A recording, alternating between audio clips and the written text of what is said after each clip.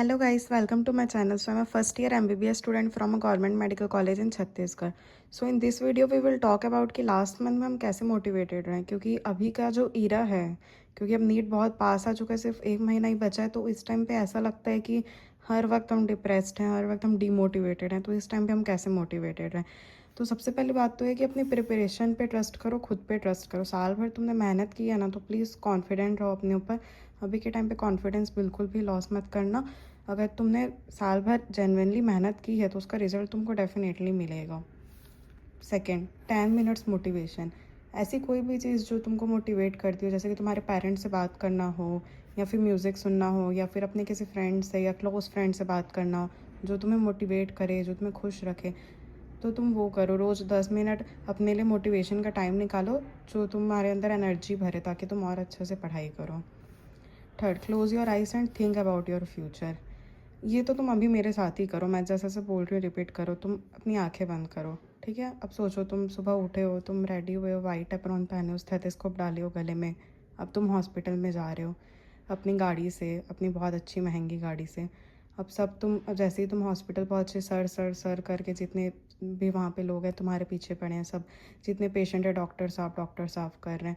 तुम गए, तुमने लोगों का इलाज किया, तुमने सर्जरी की, तुमने चेकअप किया, फिर उसके बाद तुम निकल रहे हो. उनके घर परिवार वाले की आंखों में तुम्हें खुशी दिखाई दे रही है. वो तुम्हें बोल रहे हैं, थैंक यू डॉक्टर साहब, आपके वजह से मेरे बच्चे की जान बच गई, मेरे पति की जान बच गई, मेरे घर वाले की जान बच गई, मेरे रिलेटिव की जान बच गई, थैंक यू सो मच. फिर तुम निकल रहे हो वहाँ से, फिर अपनी गाड़ी में बैठ रहे हो, वापस घर आ रहे हो, अच्छा खाना खा रहे हो, अच्छी लाइफस्टाइल है, हर महीने अच्छी खासी सैलरी तुम्हारे अकाउंट में क्रेडिट हो रही है, एक अच्छा घर है, तुम्हारे पेरेंट्स इतना प्राउड फील कर रहे हैं तुम्हारे ऊपर. तो सोचो, ये सब सोच के कितना अच्छा लगेगा. ठीक है. अब नेक्स्ट ये है कि तुमको अपने पेरेंट्स को प्राउड फील कराना है ना. पेरेंट्स ने इतना स्ट्रगल किया है, तो अब उनको अच्छी लाइफस्टाइल देनी है. तुम भी तो चाहते हो ना कि तुम खुद से अपने पेरेंट्स को कुछ दो, उनके लिए घर बनवाओ, बड़े होकर गाड़ी दो. तो ये सब करने के लिए अभी मेहनत करनी पड़ेगी. और सोचो, जब तुम्हारे पेरेंट्स जाके अब तुम्हारे रिश्तेदारों के आगे या 10 लोग के आगे बोलेंगे कि हाँ मेरा बच्चा MBBS कर रहा है, तो सोचो उनका सीना कितना चौड़ा होगा.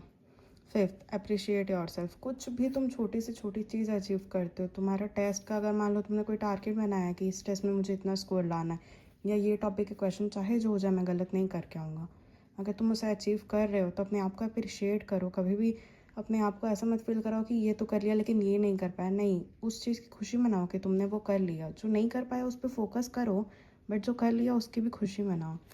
Short achievable targets. देखो, अगर अभी के टाइम पे तुम ऐसा टारगेट बना लोगे ना कि एक दिन में तुमको 15 चैप्टर पढ़ना है, तो तुम वो 15 भी नहीं कर पाओगे, और लास्ट में नहीं होगा ना, तो रात को नींद अच्छे से नहीं आएगी, परेशान होगे. कोई फ़ायदा नहीं है इसका.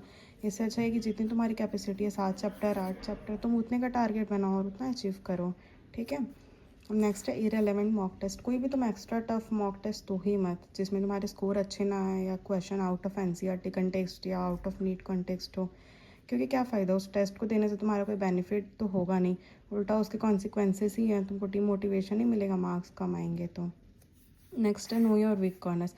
अच्छा, इसमें एक पॉइंट और है कि तुम अपने वीक कॉर्नर्स आइडेंटिफाई तो कर, बट किसी और को मत बताना कि मेरा ये टॉपिक गलत है, या मैंने वो गलत किया, या मुझे ये पढ़ना, ये मुझे समझ नहीं आया, ये मैं पढ़ नहीं पा रहा हूँ. क्योंकि लोग उसके और मज़े ही लेंगे, तुम्हें और पीछे ढकेलेंगे कि अरे तेरे को ये नहीं पता, इसके बिना नीट में क्या करेगा. ऐसा कुछ भी नहीं है. ठीक है. जितने तुम्हारे वीक कॉर्नर्स हैं ना, वीक टॉपिक से, उसे तुम आइडेंटिफाई करके रखो, लिख के रखो. अब क्या होगा, जैसे जैसे तुम एक एक वीक टॉपिक पढ़ के उसे स्ट्रॉन्ग करते जाओगे ना, तो अपने आप में तुम्हारे अंदर कॉन्फिडेंस आएगा, और ज़्यादा पढ़ने का मोटिवेशन आएगा कि एक टॉपिक कर लिया तो दूसरा भी कर लूँगा. तो अपने वीक कॉर्नर्स एक ऐसा पेज पे लिख के रखो, और रोज़ ट्राई करना कि उसमें से एक टॉपिक तो एटलीस्ट कर ही लो. क्योंकि अभी लास्ट मंथ में ऐसा होता है कि जितना तुम्हारा स्ट्रॉन्ग और स्कोरिंग टॉपिक होता है, लोग उसी पे फोकस करते हैं. तो बट अगर तुम रोज़ एक एक भी कर रहे हो, तो सोचो अभी से लेके तुम 30-35 टॉपिक कर लोगे नीट आने तक. अगर इसमें से 4 क्वेश्चन भी बन जाता है तो तुम्हारी रैंकिंग बहुत ऊपर हो जाएगी. ठीक है. अब कीप योर सराउंडिंग मोटिवेटिंग. एकदम जितने डीमोटिवेटेड लोग हैं ना, सबको अपनी ज़िंदगी से काट दो. चाहे जितना अच्छा दोस्त हो, जितना अच्छा यार हो, जो भी हो, सबको हटा दो. अपनी सराउंडिंग हमेशा मोटिवेटिंग रखो. डिप्रेसिंग लोगों के आसपास रहो ही मत. ठीक है. अब ऐसे कुछ दोस्त भी होंगे जिनका रोना धोना चलते रहता होगा, जिनको तुम चुप कराते रहोगे. ये सब अभी बंद कर दो. ठीक है. अभी आखिरी महीने में सिर्फ और सिर्फ अपने ऊपर फोकस करो. साल भर जो करना था कर लिया, अब सिर्फ अपने बारे में सोचो, और अपनी सराउंडिंग एकदम मोटिवेटिंग रखो. आसपास अच्छे अच्छे कोट्स चिपका के रखो, वाइट कोट की फ़ोटो चिपका के रखो, तुम्हारे ड्रीम कॉलेज की फ़ोटो चिपका के रखो, वहाँ का कट ऑफ तुम वॉल पे लिख के रखो.